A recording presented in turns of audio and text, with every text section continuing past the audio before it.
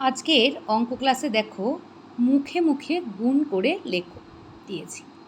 তোমরা নামতাগুলো খুব ভালো করে মুখস্থ করবে যাতে মুখে মুখে গুণ করে লিখতে তোমাদের কোনো অসুবিধা না হয়।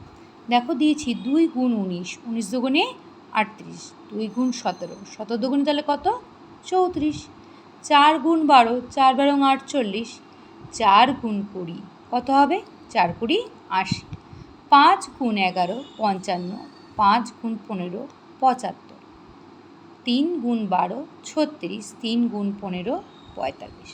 এই অঙ্কগুলো আছে পৃষ্ঠা নম্বর 55 56। এবার দেখো পৃষ্ঠা নম্বর 58 59 60 থেকেও কটা অঙ্ক দেখাচ্ছি। 10 গুণ 8 কত হবে 80, 10 গুণ 10, 10 10কে 100 বলি। 3 গুণ 30 কত হলো 90, 4 গুণ 20 80, 6 গুণ 20 120, 5 গুণ 30 150। দেখো 6 গুণ 20 120, আমি গুণটা করেও দেখতে পারি, আবার 20 ঘরে নামতা পড়েও করতে পারি। যদি আমার নামতা মনে না থাকে তাহলে আমি এরকম পাশে করে নেবো 20 গুণ 6 120।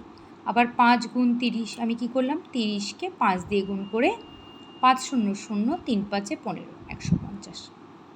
ঠিক আছে, নামতা না পারলে আমরা গুণ করে দেখে নেব। এবার চলে যাও পৃষ্ঠা নম্বর 61তে। স্থামা অনুসারে বিশ্লেষণ করে গুণ। শুধু গুণ করো বলেও এরকম খোপ কেটে দিতে পারে, আবার স্থামা অনুসারে বিশ্লেষণ করো বলেও গুণ করো দিতে পারে। বলেছে 26 গুণ 4, 26কে 4 দিয়ে গুণ করতে হবে, তাহলে 4টা কোথায় বসাবো এখানে, 26টা কোথায় বসাবো ওপরে। এবার 26টাকে ভাঙো 20 আর 6, 20 আর 6, তাই তো 20 যোগ 6 করলেই 26। স্থামা অনুসারে বিশ্লেষণ করছি। এবার 20কেও 4 দিয়ে গুণ করবো, 6কেও 4 দিয়ে গুণ করবো। 20কে 4 দিয়ে গুণ করলে হবে 80, 6কে 4 দিয়ে গুণ করলে হবে 24। ঠিক আছে, এবার আমায় কী করতে হবে, এই 80 আর 24 যোগ করবো, যোগ করে হচ্ছে 104, যোগ করে কত হলো 104। তাহলে উত্তর গুণফল 104।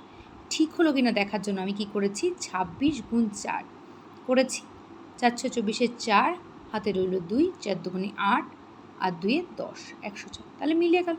তাহলে আমি দেখলাম এভাবেও ঠিক আছে, এভাবেও ঠিক আছে। আমায় তো বলেছে স্থামা অনুসারে বিশ্লেষণ করে গুণ করো, এটুকু করলেই হবে। এটা আমি তোমাদের বোঝার জন্য দেখিয়ে দিয়েছি যে দুটোই একই, কিন্তু যদি বলে বিশ্লেষণ করে গুণ করো বা গুণ করো বলে খোপ কেটে দেয়া থাকে তাহলে কিন্তু আমাদের এইভাবেই করতে হবে, আর উত্তরটা অবশ্যই লিখতে হবে।